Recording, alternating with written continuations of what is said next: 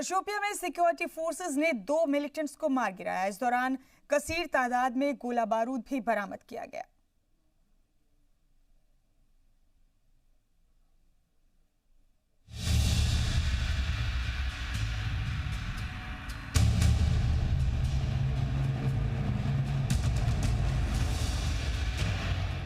शोपियां में security forces और militants के बीच मुठभेड़ शुरू हुई, जिसमें 2 दहशतगर्दों को मार गिराया। मारे गए दहशतगर्दों के पास से कसीर तादाद में गोला बारूद बरामद किया गया है। न्यूज एजेंसी ANI के मुताबिक सिक्योरिटी फोर्सेस को शोपियां जिले के अवनीरा इलाके में मिलिटेंट्स के छिपे होने का इनपुट मिला था।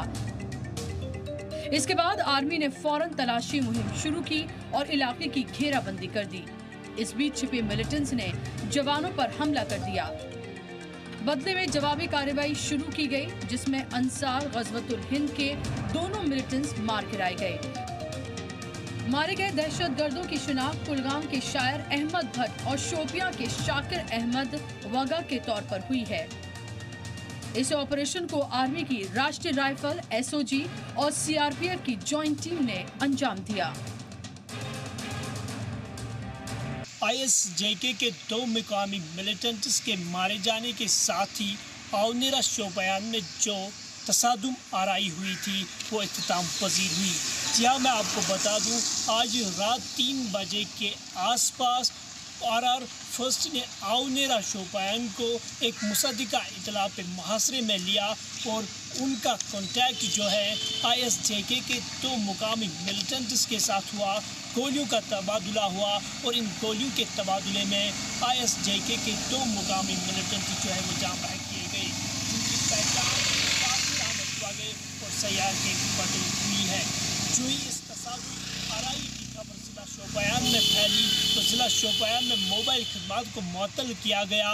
और इस वक्त की अगर हम बात करते हैं, ये ऑपरेशन जो है ये ख़त्म किया गया और सिक्योरिटी फोर्सेस जो है वो अपने अपने कैंपों की ओर रवाना हो गई।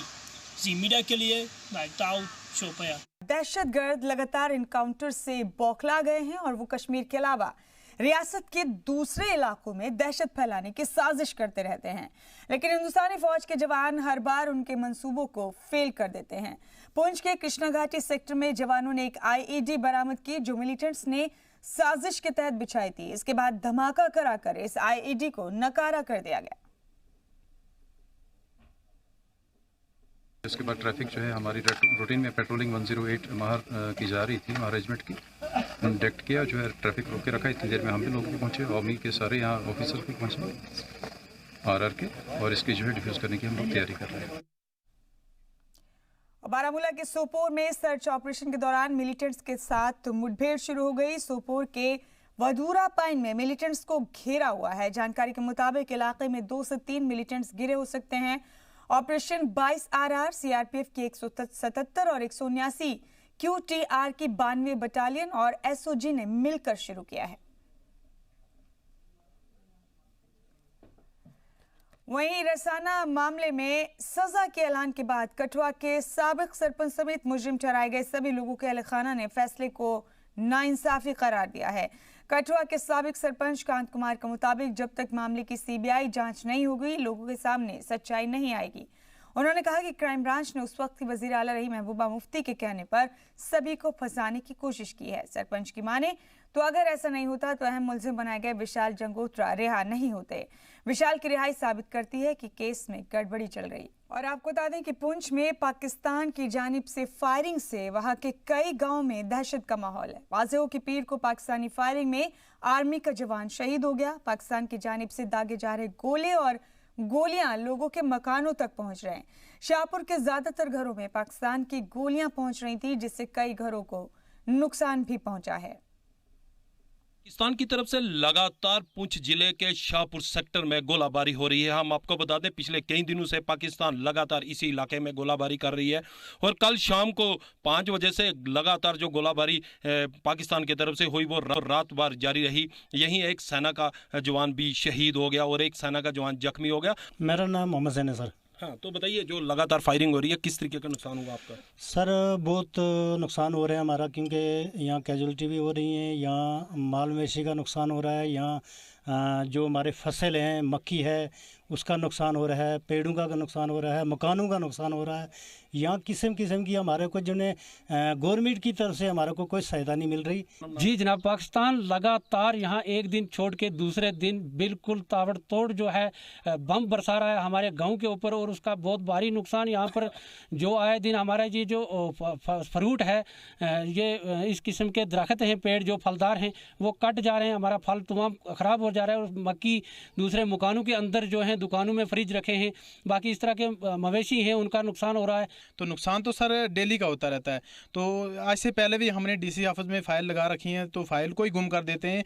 इतने गद्दार बैठे हैं वहाँ पर डीसी ऑफिस में कि हमें शाहपुर वालों को आज तक भी बता दें कि कितनी बार फायरिंग हुई, किसी को मुआवजा 1 रुपया भी किसी को दिया है।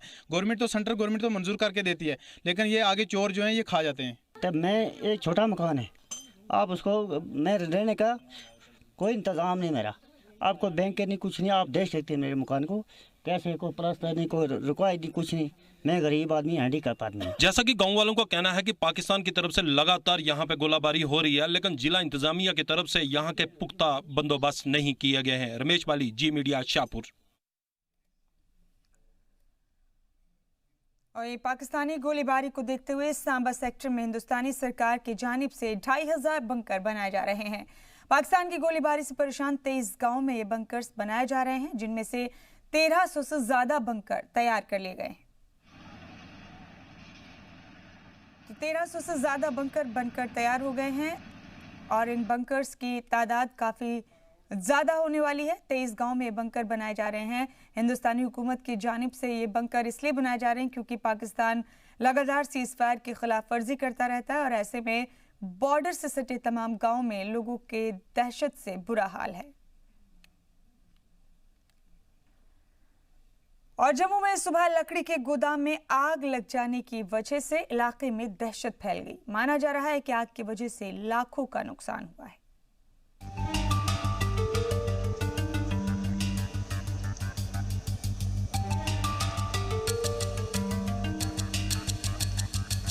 जम्मू के अखनूर रोड पर वाक़े लकड़ी के गोदाम में लगी आग से लाखों का नुकसान हो गया है। आग सुबह तकरीबन 4 बजे के आसपास लगी और देखते ही देखते पूरे टिम्बर फैक्ट्री को अपनी जद में ले लिया। देखते ही देखते आग इतनी फैल गई कि इसकी लपटों ने आसपास के रिहायशी इलाकों में रह रहे लोगों को डरा दिया। लोगों को ये डर लगने लगा कि आग उनके घरों की ओर भी आ सकती है। आग की जानकारी पाकर फायर ब्रिगेड के जवान मौके पर पहुंचे और कई घंटों की मशक्कत के बाद आग पर काबू पा लिया, लेकिन इसके पहले आग लाखों का सामान राख कर चुकी थी।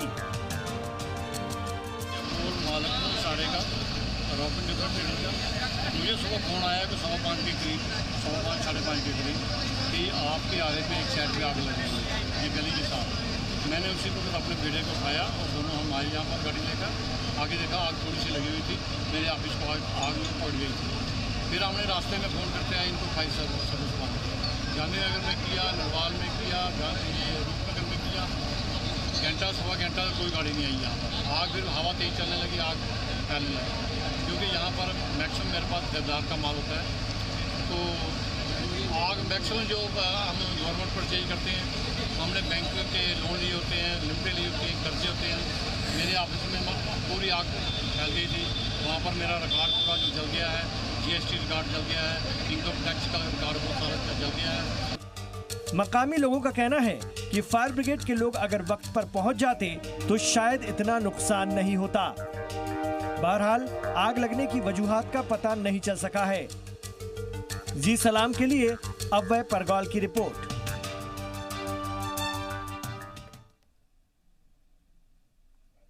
इधर उधमपुर के संगूर गांव में रिहायशी इलाकों के पास वाकई झाड़ियों में अचानक आग लग गई। आग की वजूहात का पता नहीं चल सका है। फायर ब्रिगेड के मुलाजमीन और मकामी लोगों ने काफी मशक्कत के बाद आग पर काबू पाया। बढ़ेंगे बुलेटिन में आगे। तंगमर्ग में जहरीली चाय पीने से 5 लोग बीमार हो गए। 5 को अस्पताल में दाखिल कराया गया है। तंगमर्ग के कुंजर इलाके में चाय पीने के बाद कुनबे के लोग एक एक कर बेहोश हो गए। 5 लोगों की तबीयत बिगड़ी, जिनमें शौहर, अहलिया, उनका बेटा शामिल है। जानकारी के मुताबिक चाय एक बुजुर्ग खातून ने बनाई, जिन्होंने गलती से लिप्टन चाय की जगह कीड़े मारने की दवा उसमें डाल दी, जिसे पीने के बाद एक एक कर 5 लोग बेहोश हो गए, जिन्हें पड़ोसियों ने अस्पताल पहुंचाया। 5 में से 3 की हालत खराब बताई जा रही है। सभी को श्रीनगर रेफर कर दिया गया है। जो ही उन्होंने चाय पी ली तो आधा घंटे के बाद उनका थोड़ा ये सर थोड़ा घूमने लगा। तो बाद में पता चला कि एक के बाद एक ये गिर पड़े। तो जब हमने देखा तो हमने फौरन उनको उठाया, गाड़ी में बिठा के श्रीनगर पहुंचाया। तो वहाँ पे पता चला कि इसमें पॉइजन हुआ था, इसीलिए इनकी हालत बहुत ख़राब हो चुकी है। तो अस सोज अम बड़ माज तौर चाय अलग अलग सोज पन्ने माज चाय मान हशे तौर खास पे तो वोज पन्ने माज चाय बड़ माज सह नान बड़ माज कर चाय अमे ओनमुत ये मरचांगन कुलो खतर दवा सह खाद सु त्रो सु अदल बदल अमे चाय बदल लेफ्टन चाय बदल तो अमे त्रो अमे चे तो अमे अनुमति है। महकमा आबपाशी के लापरवाह रवैये की वजह से रामबन के किसान काफी परेशान हैं और वो खुदकुशी करने पर आमादा हैं। दरअसल 750 कैनाल फैली अराजी पूरी तरह से पानी वाली जमीन है जहां किसान चावल की खेती करते हैं। पानी न होने की वजह से जमीन बंजर हो चुकी है और बैंक से लिया गया कर्जा भी डबल हो रहा है, जिससे किसान खुदकुशी करने पर मजबूर हैं। ताहम किसानों ने इंतजामिया से जल्दी पानी फराहम करने का मुतालबा किया है ताकि उन्हें इस सीजन में नुकसान ना उठाना पड़े और अपना बैंक का कर्ज भी वो खत्म कर सकें।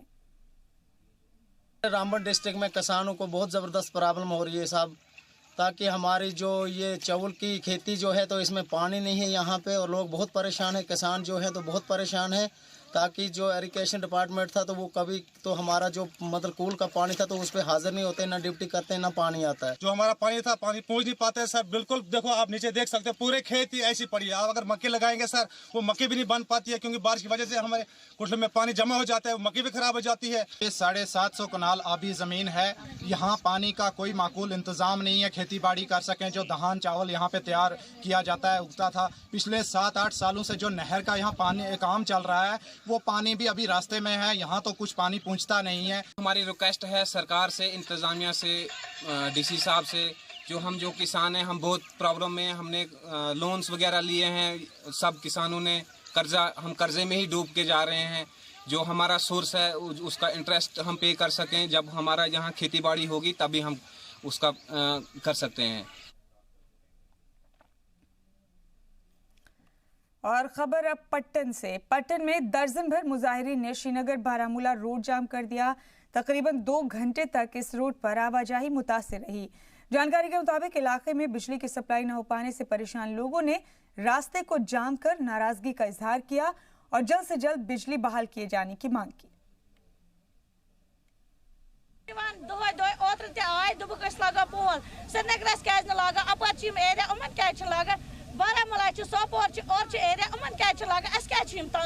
बिजली ना प्राइवेट हो रही है, इसीलिए यहाँ पर लोग निकले हैं, सड़क पर ट्रैफिक बंद किए हैं। इसलिए हम चाह रहे हैं कि पावर प्राइवेट नहीं होना चाहिए, बस हमारा मसला ये है और कुछ नहीं है। स्ट्रक्चर को इम्प्रूव करने की वो है RAPDRB, वो स्कीम फॉर्चुनेटली पटन टाउन के लिए भी है और हमारा जो कंसर्न डिपार्टमेंट है वो इसी स्कीम को इम्प्लीमेंट करने के लिए यहाँ काम कर रहा है। कुछ लोग जो है इसके खिलाफ हो गए हैं, इसीलिए लोग अभी कोशिश कर रहे हैं कि जो उनको एक गलत तासुर दिया गया है तो उसके खिलाफ अभी आ रहे हैं रोड पे। अभी कठुआ मामले पर कसूरवारों को सजा मिले 24 घंटे भी नहीं बीते थे कि आखिर बांदीपुरा से इमरजेंसी और ब्लैकमेलिंग का शर्मनाक वाकया पेश आया। पुलिस ने एक लड़की के साथ रेप और उसे ब्लैकमेल करने के इल्जाम में खातून समेत 3 नौजवानों को गिरफ्तार किया है। गिरफ्तार नौजवानों में 2 सगे भाई हैं और पकड़ी गई खातून उनकी वालिदा बताई जा रही है।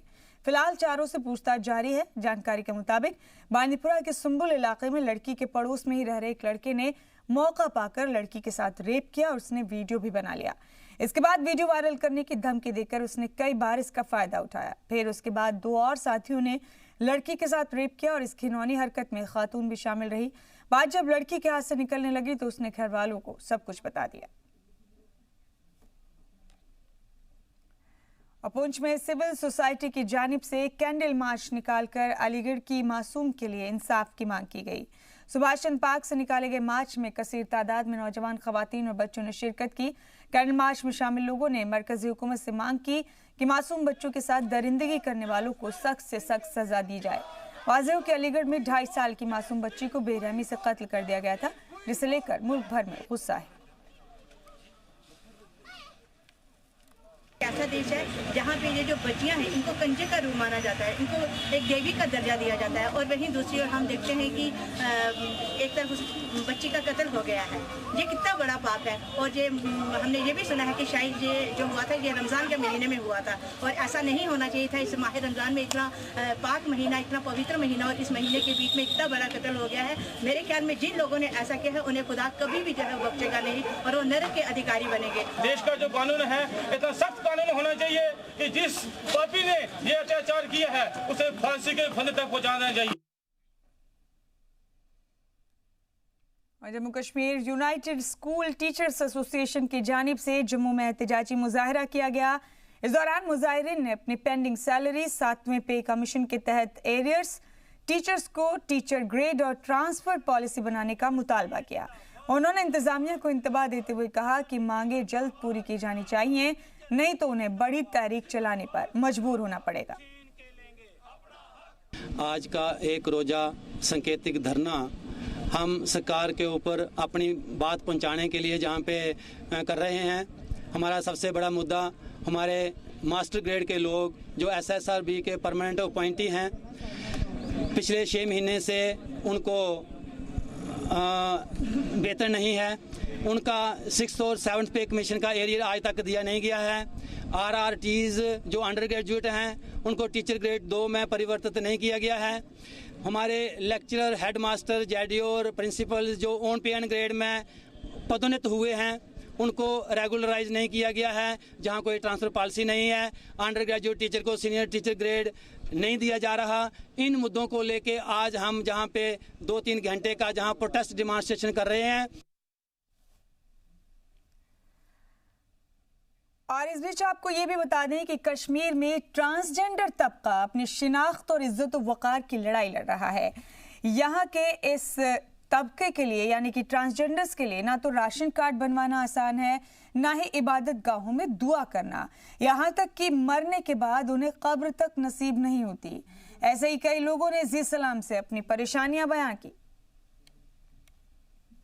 देखिए, जहाँ जाते हैं, जहाँ इज्जत मिलती है, जहाँ प्यार है, वहाँ हम महफूज करते हैं अपने आप। देखिए, चैलेंजेस तो बहुत हैं कश्मीर में। देखिए, हम भी हिंदुस्तान की कई स्टेटें घूमे हैं। वहाँ पर अगर टोली बधाई का रिवाज है, वो उनकी एक तरह की जिसे परंपरा कहते हैं, वो चलती है और चलती रहेगी। तो जो हमारा केस है वो बेसिक राइट्स पे है, जो हर एक इंडिविजुअल को है as by the virtue of being human beings. तो उसी बेसिस पे हम बेसिक राइट्स के बारे में हमने केस किया था। सबसे पहली बात यह है कि रिकॉग्निशन मिलना चाहिए, क्योंकि जो हमारा कॉन्स्टिट्यूशन है वो इनको रिकॉग्नाइज नहीं कर रहा है। सो बाकी जो है रिजर्वेशंस एजुकेशन में, बिकॉज हम बिलीव करते हैं ये कि दैट ये तब तक एम्पावर नहीं होंगे जब तक ना रिजर्वेशंस होगी, एम्प्लॉयमेंट में होगी और एजुकेशन में होगी, उस पर है। और सोशल सिक्योरिटी उसका एक कंपोनेंट है। और सबसे इम्पॉर्टेंट है वो है, एज आई टोल्ड यू, कि वो है आइडेंटिटी जो इनकी है उसको रिकॉग्नाइज किया जाए। को अगर बताएंगे हमारे को कितनी मुश्किलात हैं तो कहते कहते हमें नींद पड़ेगी तो आप सुनते सुनते थक जाओगे। हमारी ज़िंदगी एक कठपुतली बनी। कठपुतली का मतलब, मेरे कहने का मतलब ये है कि पहले हम छोटे थे, कुछ काम कर रहा था, कुछ काम काज चल रहा था, कर रहा था, लेकिन अब कुछ नहीं रहा।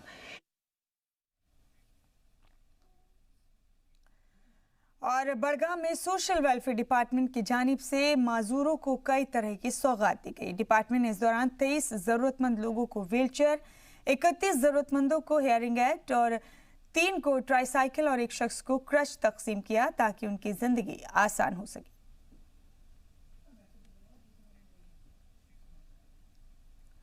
और डिस्ट्रिक्ट कोर्ट कॉम्प्लेक्स शोपिया में district court complex start ageing की लीगल सेल की जानिब से डिग्निटी वीक अवेयरनेस कैंपेन का इफ्तिताह किया गया। इस दौरान सीनियर सिटीजन्स को उनके जायज़ हुकूक के तईं बेदार किया गया ताकि उम्र रसीदा शख्स इज्जत और एहतराम के साथ अपनी ज़िंदगी गुजार सके। काफ़ी तादाद में बुजुर्ग शहरी इस इफ्तिताही बेदारी तकरीब में शामिल हुए। इस मौके पर इस्तिफादा किया। रिसेंटली ज्वाइन किया है, मेरी ट्रांसफ़र जम्मू से हुई है। तो यहाँ जो हमारे लीगल सेक्रेटरी हैं जज साहब, तो उन्होंने इसको प्रोग्राम को चाक आउट करके रखा हुआ था। तो आज ही इसको इनागुरल सेरेमनी हमने की है, जिसमें काफ़ी गैदरिंग है और हमारे वकला बार मेंबर्स, सीनियर सिटीज़न और एक्सट्रीम मतलब ऑक्टोजेनेरियन एज ग्रुप पीपल जो हैं, they have participated in the function. अल्हम्दुलिल्लाह आज हमने इसकी एक फॉर्मल इनॉग्रेशन की, जो हमारा वीक लॉन्ग प्रोग्राम है, जो हमें Jammu and Kashmir state legal service authority की तरफ से मैंडेट हुआ है कि आप ये प्रोग्राम्स कंडक्ट कर ले, which is targeted towards the senior citizens. ये basically UN world elder abuse awareness day है, जिसकी रूह से हमने आज ये प्रोग्राम एजिंग विद डिग्निटी, और हमें लगा कि एक दिन में हम ये प्रोग्राम मुकम्मल नहीं कर पाएंगे, इसलिए हमने 5 डेज़ लॉन्ग प्रोग्राम बुजुर्गों के साथ इंटरेक्टिव सेशन किया, फॉर्मल इनॉग्रेशन की।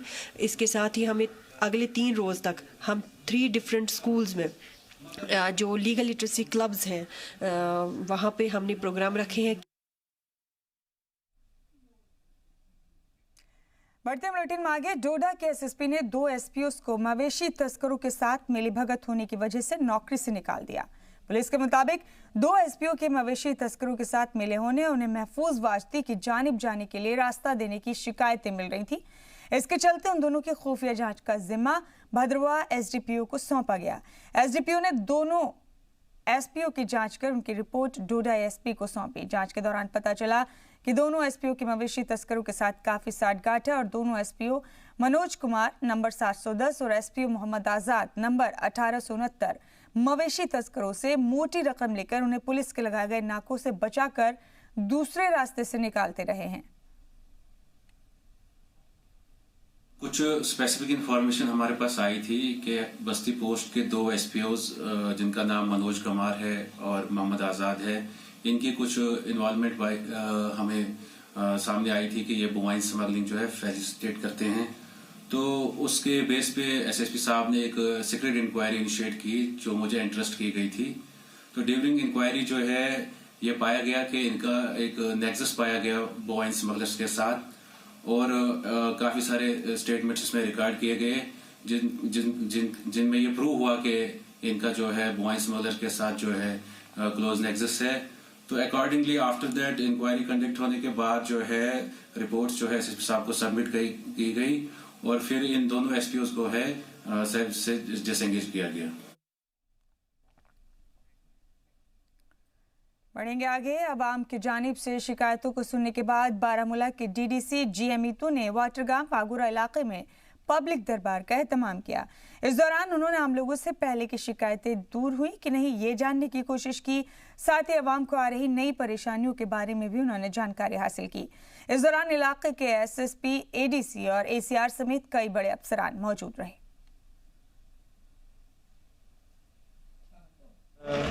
मुनक़द किया, जिसमें काफ़ी लोगों ने जो है शिरकत की, जो कि दूर दराज गाँवों से आए हुए थे। असल में बुनियादी मकसद है कि जो पब्लिक दरबार करने का कि एडमिनिस्ट्रेशन को लोगों के दरवाजे तक लिया जाए और उनके मसले ऑन स्पॉट सुन करके उन मसलों का जो है हल निकाला जाए। और आपको बता दें कि हनफिया जामा मस्जिद कुलगाम में स्टेट हज कमेटी की जानिब से ज़िला कुलगाम के आज़मीन हज के लिए 2 रोज़ा हज तरबियती प्रोग्राम का इनेकाद किया गया। इसमें सैकड़ों की तादाद में ज़िले के मर्द और ख़वातीन ने शिरकत की। ये ट्रेनिंग स्टेट हज कमेटी असल में ऑर्गेनाइज करती है, तो इसमें जो ट्रेनर्स होते हैं उनको पहले से ही ट्रेनिंग दी हुई होती है हज स्टेट हज कमेटी की तरफ से। तो इनमें पूरी तफसीलात हज और उम्रा में और जो बाकी दिन हजाज कराम को मक्के मौज़मा या मदीने मुनव्वरा में गुजारने हैं, वो उनको क्या करना है, वहाँ पर कैसे जो हज के मनासिक हैं उनमें क्या करना है, मिन्ना मुज़दलिफ़ा अरफात हैं, वापस तवाफ़ ज़ियारत कैसे करना है, और उनके जो फ़राइज़ हैं वाजिबात है कैसे अदा करने, और उम्रा में क्या क्या करना है, कैसे उम्रा के वाजिबात भी बताते हैं और फ़राइज़ भी बताते हैं। और भद्रवाह में जम्मू कश्मीर एसोसिएशन और BCCI के इश्तिराक से क्रिकेट टूर्नामेंट का इनेकाद किया गया। इसमें जिला डोडा के मुख्तलिफ अतराफ से 64 टीमें और करीब 600 खिलाड़ी हिस्सा ले रहे हैं। इस टूर्नामेंट का इफ्तिताई मुकाबला डोडा और ठाठरी के दरमियान खेला गया। इस मौके पर DDC डोडा डॉक्टर सागर दत्तारे डेफोड़े मेहमान खास के तौर पर शामिल हुए। जो यहाँ पे JKCA का टैलेंट हंट यहाँ पे टूर्नामेंट हो रहा है सर, उससे बहुत फ़ायदा होता है यहाँ के यूथ को। सर लास्ट ईयर भी यहाँ पे टूर्नामेंट हुआ था सर, 2-3 लड़के यहाँ से नेशनल खेले हुए हैं सर। और यहाँ पे JKCA के यहाँ पे मेंटर जो इस बार अपॉइंट किए गए हैं इरफान पठान सर, तो सर उनके इनिशिएटिव के अंडर देखा हुआ है और BCCI ने अच्छा एक इनिशिएटिव चलाया है कि यहाँ पे हर एक डिस्ट्रिक्ट वाइज यहाँ पे टूर्नामेंट किया जाए, ताकि दूर दराज के जो खिलाड़ी हैं जो उस प्लेटफॉर्म जो उस कैलिबर के हैं बट उनको प्लेटफॉर्म नहीं मिलता है, तो उनको एक प्लेटफॉर्म मिले ताकि आगे उनका नाम जाए। है JKCA का जो टैलेंट हंट जो चैंपियंस प्रीमियर लीग है, ये सेकंड एडिशन है जो मेरे टाइम पे हो रही है। लास्ट ईयर भी हमने इसको फर्स्ट एडिशन किया था और फर्स्ट एडिशन के रिजल्ट्स जो थे वो बहुत बढ़िया। JKCA का सेकंड एडिशन टूर्नामेंट हो रहा है। पिछले साल मैंने टूर्नामेंट खेला था, तो इसी टूर्नामेंट की वजह से मेरे को चांस मिला था नेशनल के कैंप में। तो मैं इस साल 14 भी खेला और 16 का कैंप भी लगाया। तो पिछले दिनों जो था कि रोडनी जोन्स आए हुए थे इंग्लैंड के लेवल 3 ECB कोच, तो उनके अंडर भी मैंने कोचिंग ली।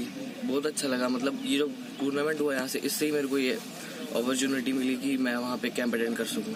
स्टेट एडमिनिस्ट्रेशन का भी और डिस्ट्रिक्ट एडमिनिस्ट्रेशन का फोकस रहा है कि यूथ एक्टिविटीज़ को ज़्यादा से ज़्यादा जो है वो सपोर्ट देना चाहिए और फैसिलिटेट करना चाहिए। अलग अलग इलाकों में हमारे तकरीबन 150 के आसपास जो है प्लेइंग ग्राउंड। बिल्कुल, हम डिस्ट्रिक्ट एडमिनिस्ट्रेशन के शाना बशाना जो है, हम भी जहाँ जहाँ भी हमें लगता है हम ये टूर्नामेंट्स खुद भी ऑर्गेनाइज करते हैं, उनके साथ भी करते हैं। बाकी भी जो NGOs हैं या जैसे यहाँ JKCA जो है वो प्रोग्राम ये जो टूर्नामेंट्स करवा रही है, हम पूरी तरीके से उनके साथ हैं, कोऑपरेट कर रहे हैं। हम अपने लेवल भी टूर्नामेंट्स जो है कर रहे हैं। श्रीनगर के TRC ग्राउंड में खेलो इंडिया के तहत फुटबॉल टूर्नामेंट का आगाज हुआ। Department of youth service and sports की जानिब से मुनक्किद इस टूर्नामेंट का इफ्तिताह financial commissioner doctor AK Mehta ने किया। पूरी रियासत से 2 एज ग्रुप बनाए गए जिनमें लड़के और लड़कियों की अलग अलग टीमें हैं, यानी 88 टीमें और रियासत के 1200 से ज्यादा खिलाड़ी इस टूर्नामेंट में शिरकत कर रहे हैं।